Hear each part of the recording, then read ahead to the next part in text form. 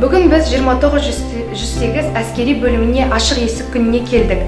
Әскерлердің тұрмыс тіршіліктерімен, техникалық құрал-жабдықтармен таныстық.